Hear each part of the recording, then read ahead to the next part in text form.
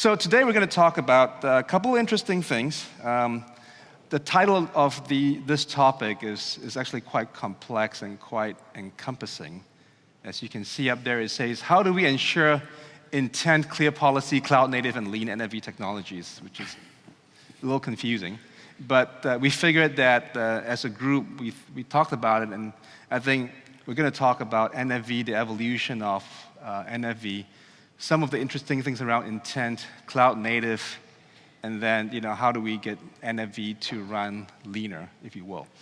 So we're going to start, and maybe we'll pick from that, one or two topics, and then we'll go from there and see where it goes. So we'll start with Jason, actually. So why don't you get us started and say, in terms of NFV and evolution of, what do you think? What have you seen? What best practices? Let's start there.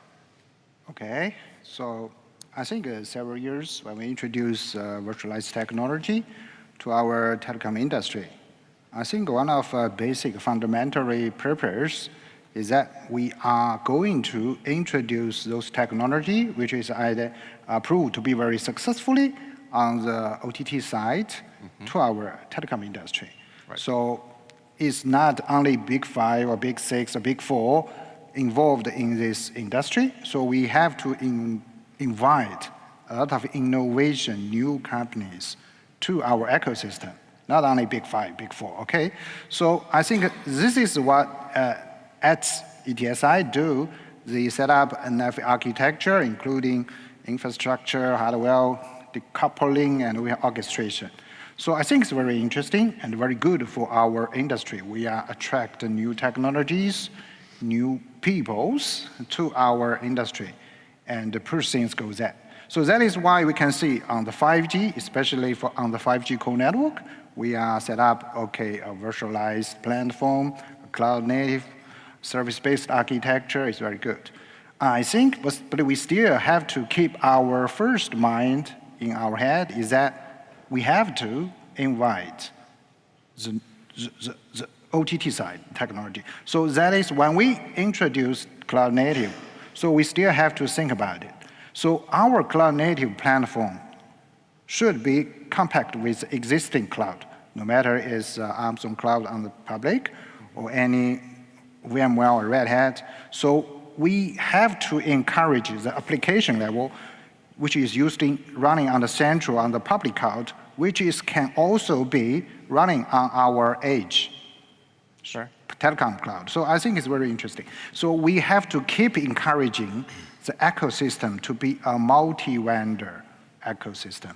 So that is we make our healthy.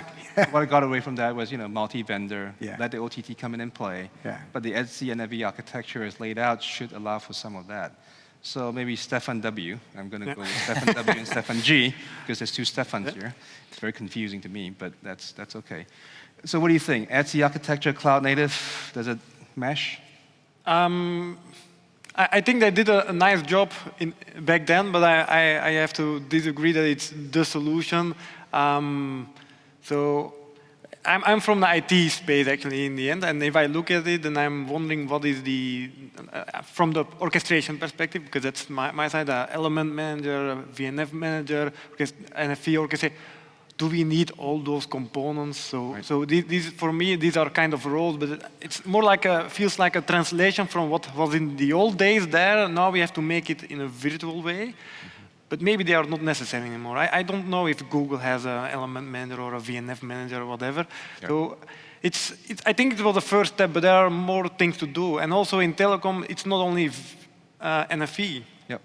It's, there is still the physical world. You have to connect multiple domains. And with EDC NFV, they really looked at, okay, we're going to virtualize everything. But it's, in the real world, not everything is virtualized. So it's, there is still more to do. And yeah, there are maybe some more comments I can give, but it's more like, I think to go to the more cloud-native approach, we have to look at translating what we had in the old days and to what is a virtual version. It's more also about the organization of the operators. How do they have to change? I think that's the key thing they have to do. So there's a cultural element. We'll come back to the cultural element later. But then you talked about, do we need all these pieces, right?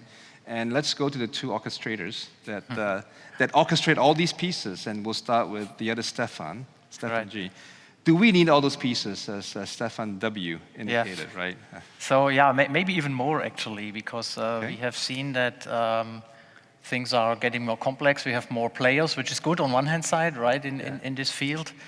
We are moving from VNF to CNF. We have this ETSI architecture, which I think is a good thing. At least there is a blueprint, there is a common language people talk about. So that's fine, but this is not enough from an orchestration perspective, right? Because this is just one domain. There are many other domains out there. There is a transport domain, there is an edge domain, there is something that might be over the top, following maybe different blueprints and standards. There is, if you're not lucky and you are Amazon or a Google or a new entrant and start from greenfield, you have all the legacy as well, right? So which would normally prevent you from being fully intent-based from top to bottom, because there is simply some imperative stuff going on there. So yes, I think it's one piece. The ETSI stuff is one side. It's good for one domain, but it's not enough for the full automation. So more components, and then maybe we'll come back. I'm going to go to Martin first, and then we'll come back to Jason, and maybe answer Stefan, W's question about, do we really need all these components, right, for cloud native, right? But maybe go ahead. Orchestrating, right? Yes. Do we need all these pieces? Yes, I think it was a good introduction what you made. That the base is the orchestrator, and it has several layers. Right. The service, the resource, the VNF level. But it's not enough, I agree, because we want to automate everything from the beginning when you introduce onboard the VNFs. So we need components to automate how you bring in the new versions into continuous deployment. Sure. Then how you test that in an automated way. And once you're happy with the performance in a, let's say, in a lab or test environment, then the orchestrator can use those models and deploy everything in a distributed cloud environment. But then in the operational phase, you need assurance, for example. So that would be another important component to monitor, to give visibility what's going on different layers, because it's very complex. I mean, you have OpenStack, you have Kubernetes, you have VMware in a hybrid environment. So you need like a visibility, and some engine which can also give feedback to the orchestrator around healing, scaling, all these operational aspects. I think that's fair. I mean, so the title here says, how do we intend clear policy, cloud native, and lean NFV technology, which seems to be pushing us to a sort of a simpler approach, but it sounds like it's actually more complex than ever before. Jason, do you agree? I mean, it's cloud native, because I think, Stefan made a point, I don't know if Amazon or Google has all these layers and all these elements. What do you think? Yeah, but to my personal understanding, Amazon, Google, or maybe Alibaba Cloud, so they are just, they are just want to do everything and provide end-to-end service directly to their target consumers. Right. But that is not the telecom industry doing. So we have operators and vendors, and even in the last we have 8 or 7 vendors, and nowadays maybe 4 or 5 big vendors. Sure. So a question is that we encourage everybody, new big guy, small guy, new guy, old guy, not only from the legacy industry to the ecosystem. So I think we have maybe a complicated architecture, a lot of pace. It's good. But from everybody, for example, ZTE, we assume to do almost everything in the traditionally telecom. Okay, we have RAN, transparent, core network, value-added service, but that is enough. Because nowadays we divided every element into 3 pieces: hardware, OpenStack, and maybe container, and blah, blah, blah, something. So in this case, I think, the vendors, players in this ecosystem have choice. Because I can do part of this, and we can do some of this. So I think the question is that we have to make this maybe complicated architecture agree by everybody. And so the player can choose one of them, or maybe many of them, to do what you like to do, or maybe you are used to do. So in this case, there is freedom, or maybe open market for anyone to do something efficient. So that's fair. So what I'm hearing now is basically, in order to get simpler, we actually have to get more complex. Yeah. And now my Etsy NFVI layer, Yeah. the Vim, there's a Vim for OpenStack. There's a Vim that's Kubernetes for containers. And I have to have both coexist. And maybe I have bare metal containers on kind of bare metal. I have containers on OpenStack. Yeah, I have on all the real combinations. mount. Virtual Because I want to machine, give choices. Yeah, yeah. So it actually Don't is. forget physical.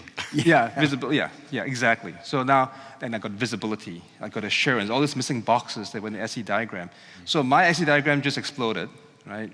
Does that make sense, Stefan W? So that's indeed, I think we have to make things simple. I think that's how the Googles and Amazon, I'm not going to say it's the same as a telco environment. It's definitely something else, but it's also big and complex. But they try to keep things simple. And I understand also with Etsy NFV that those different components, you can decide to make it one component, but people see this architecture and they think these are things I have to buy, and there are different components I have to use. Yeah, I get many questions like that. So like, oh, where is that component? Where that component? It's one component. So there are a lot of components I think that can be delivered by one solution. I think I understand there should be monitoring and all. Definitely, those components are required. But you should keep things simple. If you have 3 or 5 or even more tools to manage your system or to automate only the automation part, not even the monitoring, then it becomes really complex. Then your architecture explodes, and then nobody sees the end, and they think I need another orchestrator to manage all the other orchestrators and all the other management Orchestrator tools. of orchestrators. And then you right? keep on busy. Absolutely. Yeah, I mean, that's what we know in computer science, right? When it's complex, we add one more layer of abstraction, and then one more layer of abstraction. So now we have the orchestrator of orchestrators, right? But is that the right answer? Is it abstraction the right answer, or is it reduction is the right answer? Any thoughts? Who wants to volunteer? So there was always the abstraction, right? Even in the, let me go a few years back, in the OSS, there was always abstraction, right? Yes. There was a level of modeling customer-facing services, Right. there was some decompositioning, there was resource-facing, there was the resources. ETOM. Yeah. Is that enough to deal with these new challenges? No, it's not, right? Because we talk about intent-based, we talk about policies that need to be applied to this intent, because you need not only to manage a kind of a model or a hierarchy, you need to have policies in place to be able to decompose, you need to have policies in place and able to do the assurance processes that are related to this. So this is, at the end, the target is to make the life easier to introduce new services for the CSPs, right? For the ones that are going to sell the services, because agility is one of the key targets, and that is easier as long as you have the whole thing model-driven. What complexity is underneath? I mean, if you have an end-to-end service, you cannot avoid the complexity, because you have those domains, you need to deal with them and automate them. But from a modeling perspective, it needs to be simpler, and that should be the target. Okay, so I think, so the answer to complexity is abstraction and modeling, right? And we'll talk about intent. Right. But maybe you had something to say Yeah, first. that was indeed what I wanted to say. The abstraction should be in the modeling and not in different layers of tools. Yes. It's really... So modeling is complex too, because we haven't agreed on even simple modeling, right? For instance, right? We can't even decide how a router ought to be modeled, right? Because OpenConfig hasn't really taken off. For instance, as simple as that. And we've been doing routing for a long time, right? So what gives us any confidence that we'll succeed in that modeling, number one? And then after that, when we finish this conversation, I want to move on to intent. So Stefan brought up the next word that we want to talk about, but what do you think? Can we actually model all these things? Yeah, absolutely. I mean, when it comes to some standards in modeling, so we have agreed as an industry that Tosca is used for service level design modeling. For the configuration management, Yang seems to be the prevalent choice of technology. So we have fixed, you could say, some of the components. Right. But then, as you also mentioned, policy, for example, is not really standardized. No, it's not. So how to add policy to the Tosca model, to the Yang configuration model. Right. So we see that some standardization is done through open source. Right. So one way is to join a strong open source community. So in this case, we're talking about ONAP. Sure. Or OSM? Yes. So OSM and ONAP are the two ones which exist in this domain. Right. So we have chosen ONAP as the, let's say, more dominant community. and focused primarily on these two things. Contribute to the policy engine, which is the Apex. Yep. And the other one is that we both contribute and use the ONAP modeling, the service designer engine. So that's one way to align the industry. So it's not a standard, but if it becomes a de facto standard through contribution in an open source community, then we have an interoperability and a multi-vendor base. Okay. So maybe open source is the synchronizing feature, potentially, right? Maybe, right? And intent and policy are still being worked out. So I'm wondering, if you take an open source project that was designed to run a telco for the last, 8 to 10 years to generate 8.5 million lines of code, does that model, does that infrastructure, does the framework make sense as we go to cloud native? I actually want to pick up something what he said, actually, because I don't agree with your statement that Tosca and Yang, we agreed on that. I don't agree with that, because if you want really intent-based modeling, then for me, Tosca is not the solution. I fully disagree in that. What would you recommend instead? I don't know.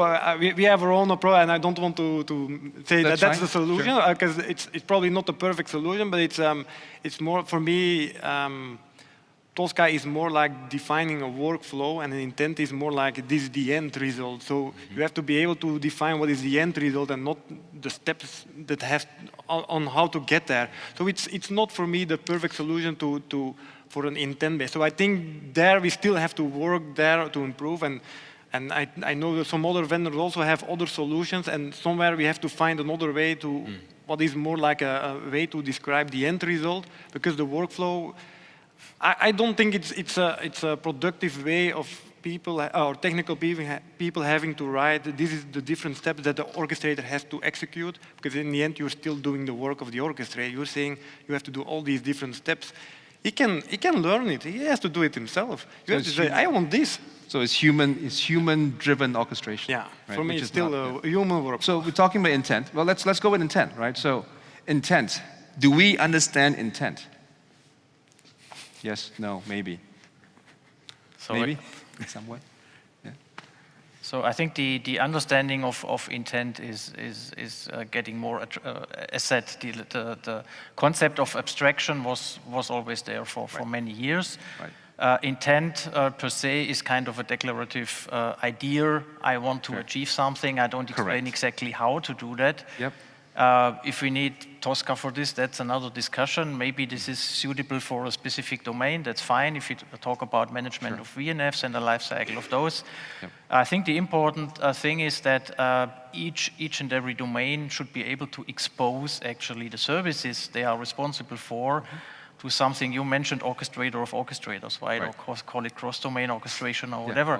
So this is something that I believe is very important, because at the end, introducing new services is happening on the higher layers, right? From an operator perspective. They don't want to struggle with all the level of details on a daily basis to the extreme of defining a CLI or something, right? This should be hidden. This complexity should be hidden and should be managed on higher layers. And I think that's key.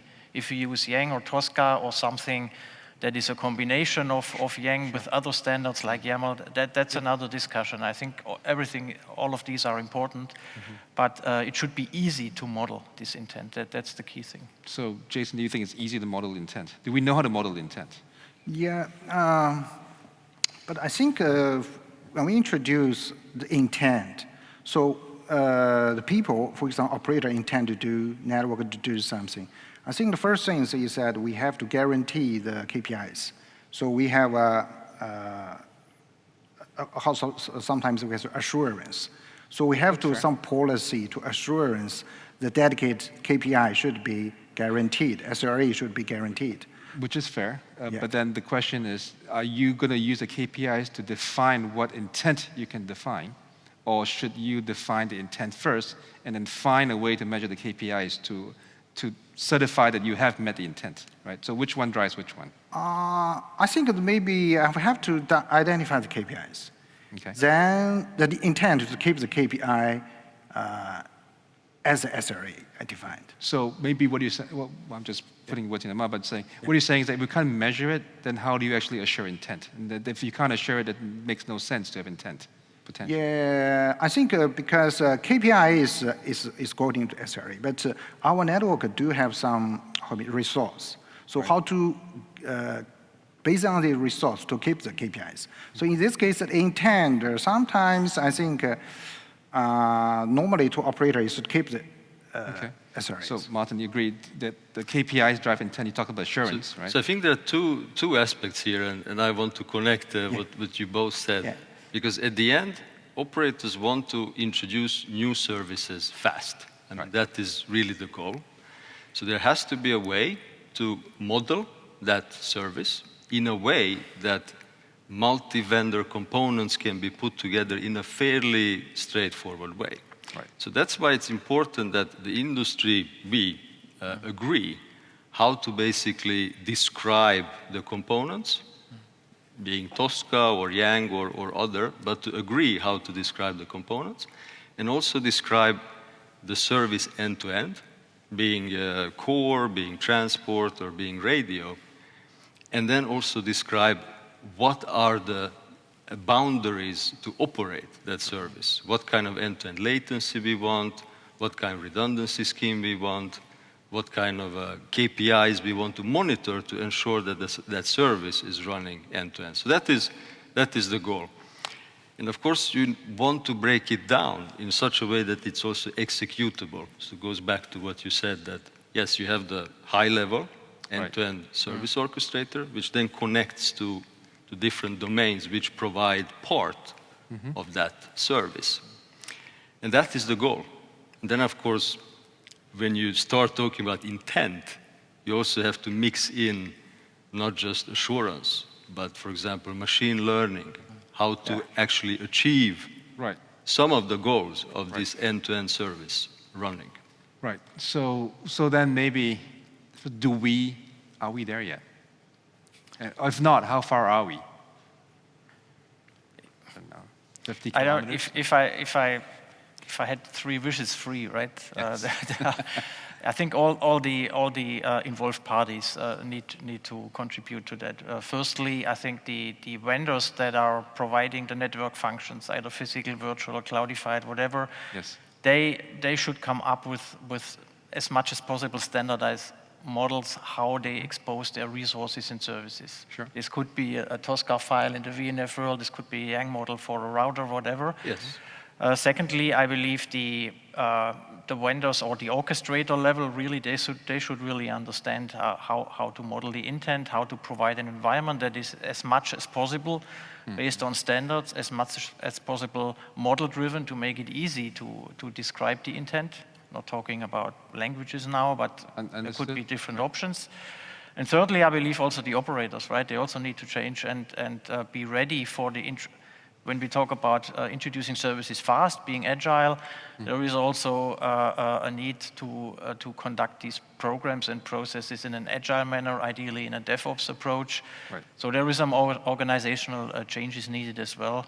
You mentioned IT and NT convergence as one of the aspects. Right. So there are a few things to do, but yeah.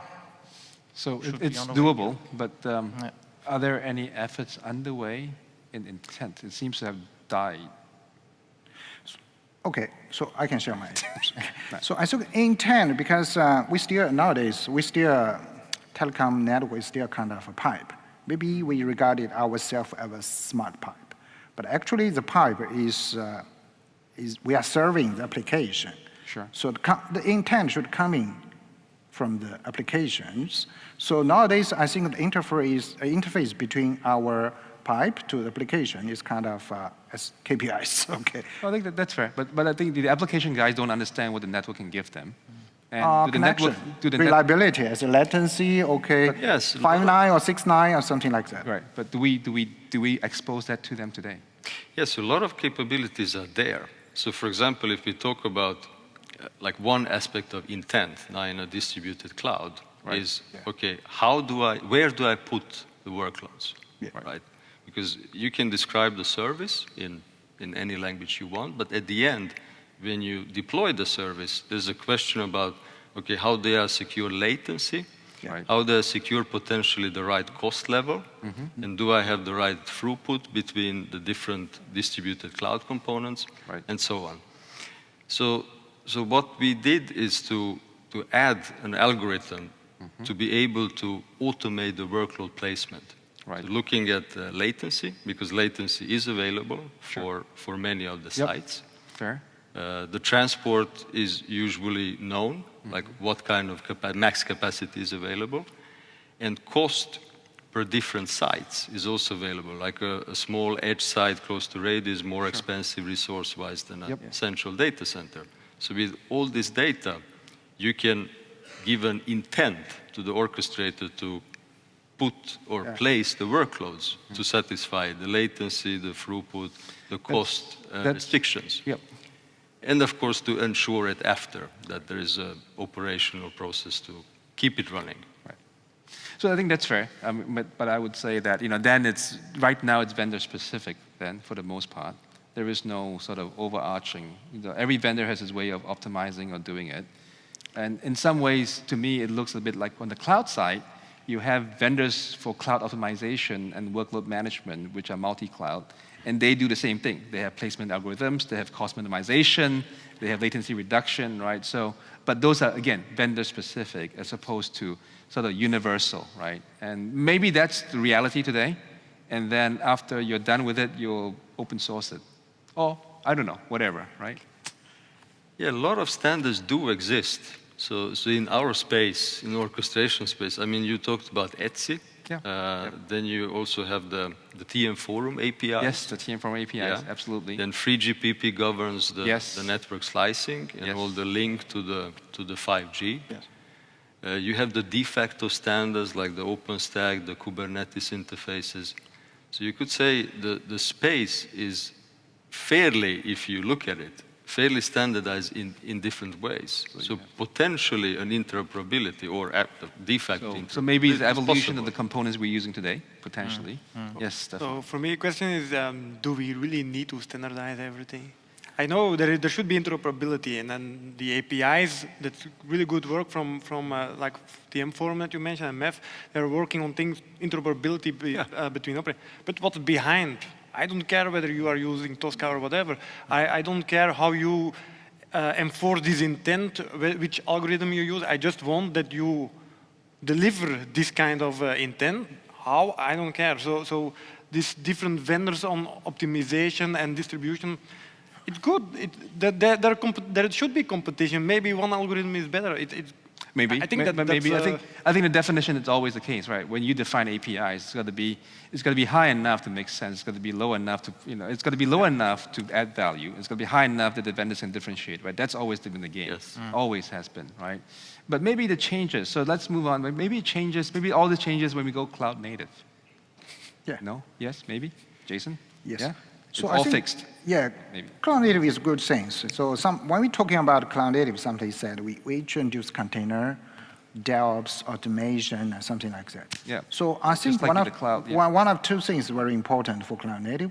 Right. First of all, he have to compact the existing Etsy architecture. Otherwise, it's not a secondary revolution about, okay, we cannot just omit all the existing virtualized architecture.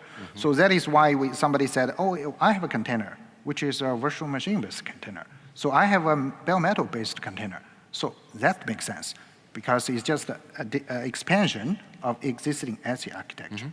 So I think another thing, as I mentioned, the cloud native is also very important. So we introduce such as Kubernetes, which is already proved to be very successfully on the public cloud. So in this case, because as an operator, so we are doing Cloudify for 5G. But the second thing, after we do Cloudify, can we just rent our infrastructure, Edge Cloud, Telecom Cloud, Mac infrastructure to the application which is running on the public cloud in the central? If we can do this, we get some new source of revenue. So I think when we talk about latency, I think there should be some application which is using on the public cloud in the central, have the driven to deploy on the edge Mac infrastructure.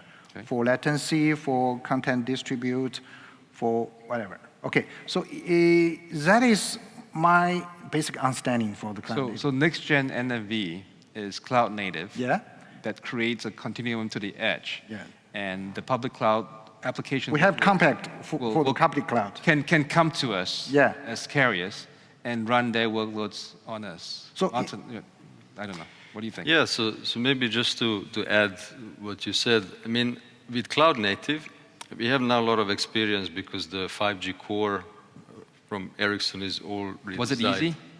No, it was not easy, for sure. Okay. But now when we orchestrate the cloud native applications, and there are some very obvious benefits. First, you see that you can bring up a complex service like enhanced mobile broadband or IoT in a few minutes. Yes. We are talking about like 5 minutes to deploy all the VNFs or cloud native applications, connect them, and configure them and make the service up and running. So it's much, much faster. The second is the Kubernetes Helm flows. They are so well described that we don't see this fragmentation, what we have seen in the VNF world, that all VNFs have different workflows. You have to have special instantiation, special healing, special termination workflows. All that is sort of gone. So that alone will reduce the cost and improve the automation for our customers. So maybe it gets closer to Stefan's world when we go cloud native, right? What is cloud native? What is cloud native? So maybe... For me, if I hear those things, for me, these are the best practices in software engineering, and everyone who now graduates as software engineer will find it normal. So it's now cloud native, but for me, that's how the software should have been written. So there's no such thing as 10 cloud years native. ago already. It's just software. Yeah, it's software, but good, well-written software. Good software. Yeah. So cloud native is good software. I mean, there's probably, well, I mean, we can define it with usually a microservice architecture. Container-based, usually, I'm not going to mandate that, collaborating component, use of, cloud-type services and capabilities that exist, right?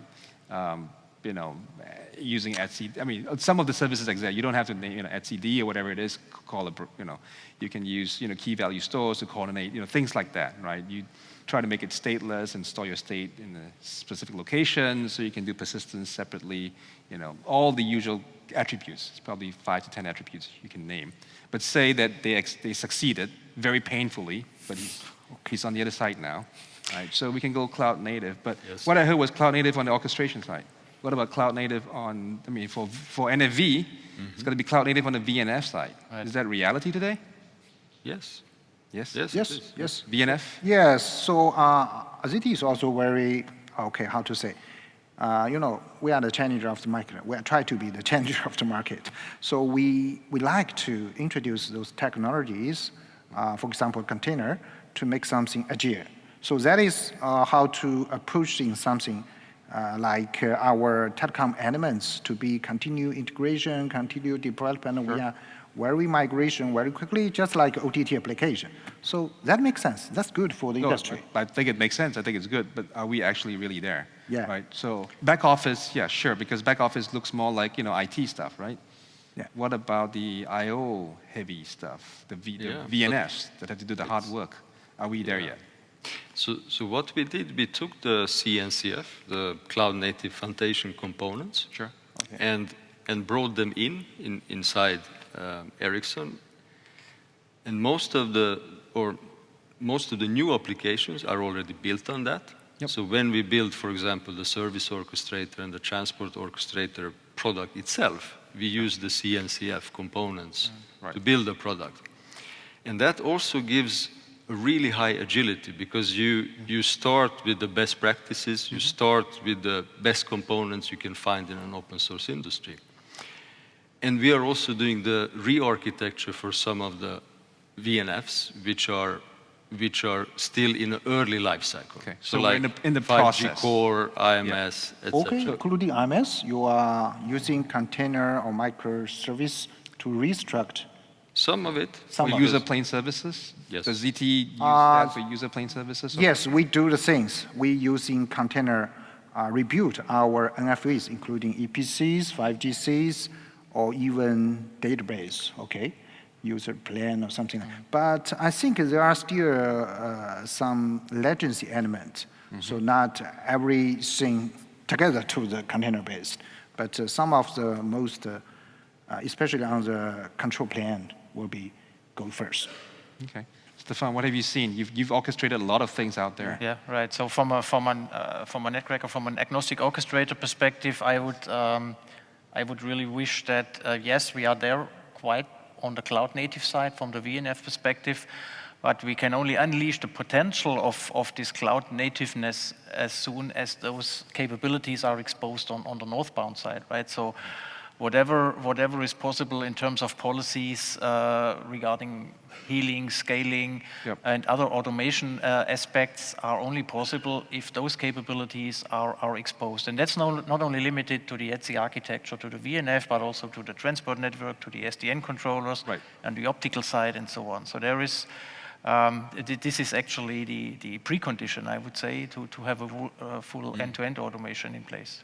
So, but yes. actually, cloud native helps with some of this process because you have very well-defined policies for healing and scaling. Right. Or as we call it, assisted healing and scaling through Kubernetes. So that, again, instead of having special processes for every VNF to do healing and scaling a little bit differently. You have the unified, Now you have a unified... Put in the scheduler and then it exactly. The algorithm is unified way through all. of doing this kind of process. So it sounds like we're actually better than I expected, which, well, maybe Stefan will disagree. No. Seems like, we are back office-wise, at least with some of the leading vendors, we are in fact cloud native. We're all happy there. VNFs are in progress. Some are done, some are in progress, potentially. Although I understand there's still I/O challenges, there's still isolation challenges, which we'll have to solve, right? But the CNCF, along with the telcos, have to work on it. Just like in the OpenStack in the early days, right? We're trying to figure out how to optimize, SRIOV, DBDK, PCI pass-through, horrible thing, right? I mean, we lived all that. We're still alive, right? And we'll climb the next hill. But so seems like it's all doable. Intent seems like it's still a little bit murky. And I think back to Stefan's, we have to open up the right APIs above, right? And we're not quite there yet. I think that's fair. So at this point, we're going to make it more exciting. I'm going to turn to the audience and ask them if they have any difficult questions. We only take difficult questions at this point. So does anyone have a difficult question for our esteemed panelist here? Oh, an easy question. We'll take an easy question.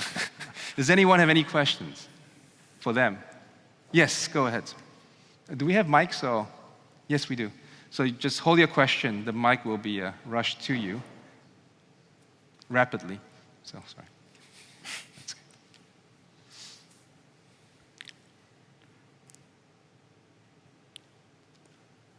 Thank you. The difficult question is about the elephant in the room. What about data? What is the role for the future of automation of a central repository of data, or maybe what's the role of common models, or maybe going as far as standardizing some of the data that are required to model network and resources and services? Was the question clear enough, or do you need clarification about the data? Yeah, so we can try at least answering or interpreting your question. So are you asking us, is there any standard describing how to model a service and how to configure the service, potentially?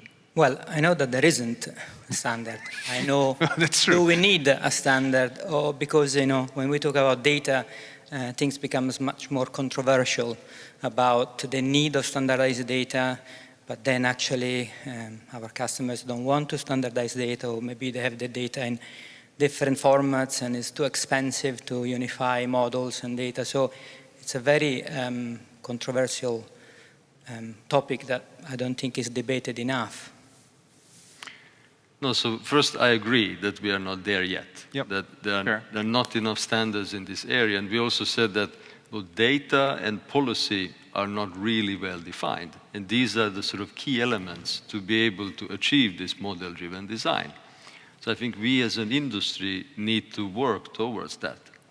And I also said that, okay, there are some open source initiatives which try to define the de facto standards, how to do this. And one way, of course, is that we all join and try to align around these open source initiatives. Because the alternative is that we only have vendor-specific data models. That's correct. And vendor-specific That's the alternative, right? Which is models, not a good, well, which maybe, is not good for any of us. I think that's fair. Does that help? Okay, thank you. Are you satisfied? It was a difficult question. And I think the answer was, we're in progress. Please join an open source effort that we are joining. Yes. So we can help, you can help us help you. Is that right? Yes. All right, excellent. Any other questions from the audience? Usually when there's one, there's more.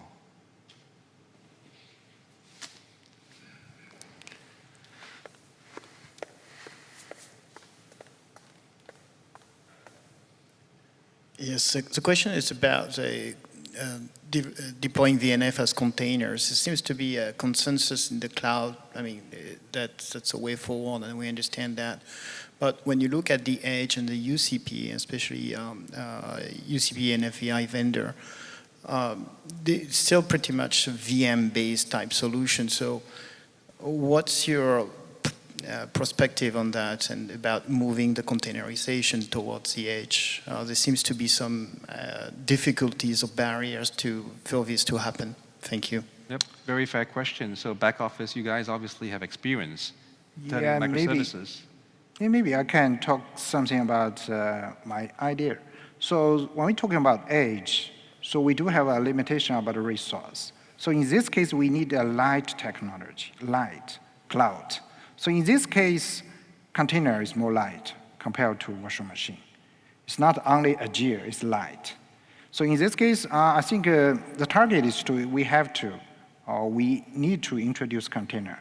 So not only for the efficiency on the processing on the edge, but also, as I mentioned, we have to invite those applications running on the container.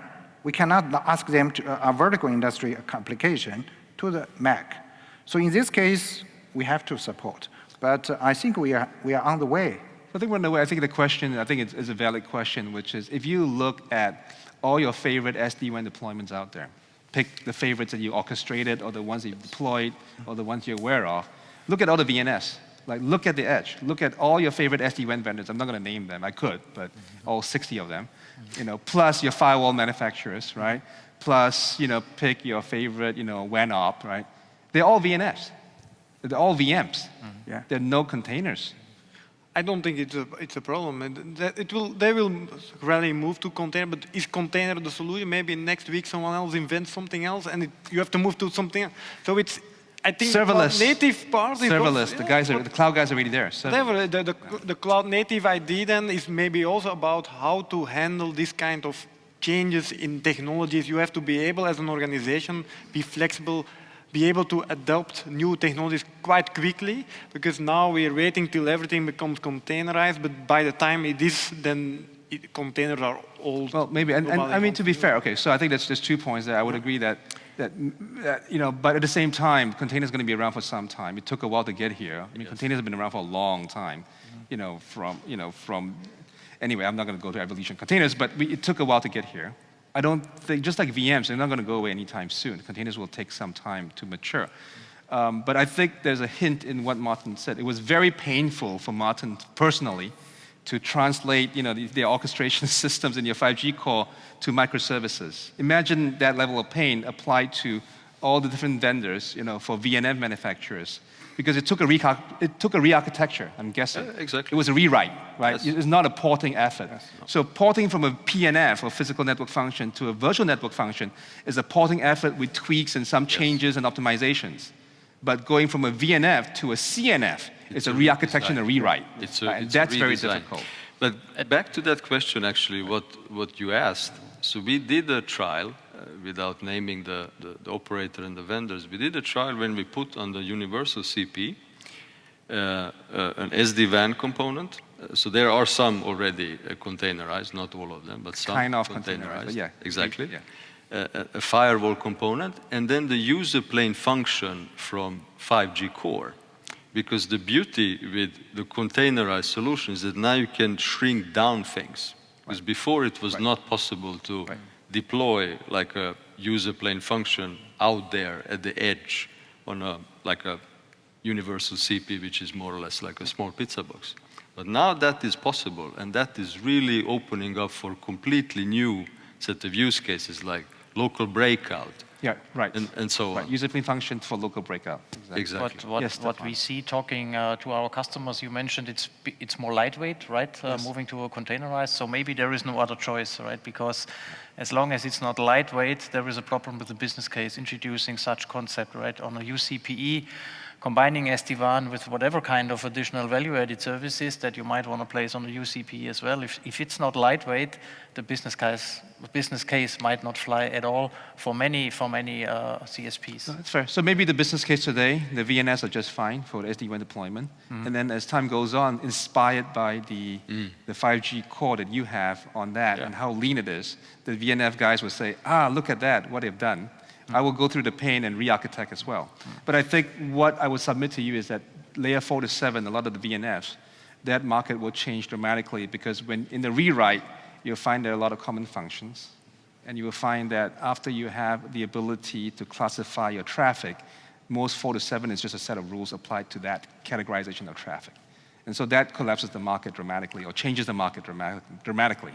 Right? And so I think we're just delaying the inevitable and make as much money as we can if you're a VNF manufacturer for the time being, because I think the business case may not be there yet, because the push from the customers have to come. It's got to be huge cost savings, and the operators are pushing for it, right? Or huge flexibility and agility of features, and the enterprises are pushing for that, right? But I don't think we're quite there yet. We just barely got VMs working correctly. True. I mean, yesterday, right? So, but anyway. I think it depends. So there's a wide span of our customers in a different phase of the journey. Some are very advanced, introduced distributed cloud, container technology, and so on. Some are at the beginning of the journey. I also think that heterogeneity, like you actually said, VMs are there and they're not out yet, and the containers is the same thing, they will remain for a while. There will be always this heterogeneity, and you can develop these standards, and by the time you have this standard, there will be a need for a new standard. So you have to cope with this heterogeneity, and then you need a good orchestrator, for example, to be able to handle this, and that's in the end. Then you don't care whether it's a VM on the UCP or a container. I agree with you. That's why Stefan and Martin are so happy here. Speaking of good orchestrators, right? So. Absolutely. Okay. Well, very good. Well, thank you, gentlemen, for your time today, and thank you, audience, for being very patient. We have something actually more exciting than the panel, if there's ever such a thing. We have a break now. And so we'll take a break now, and we'll see you back at some point in time shortly. So thank you.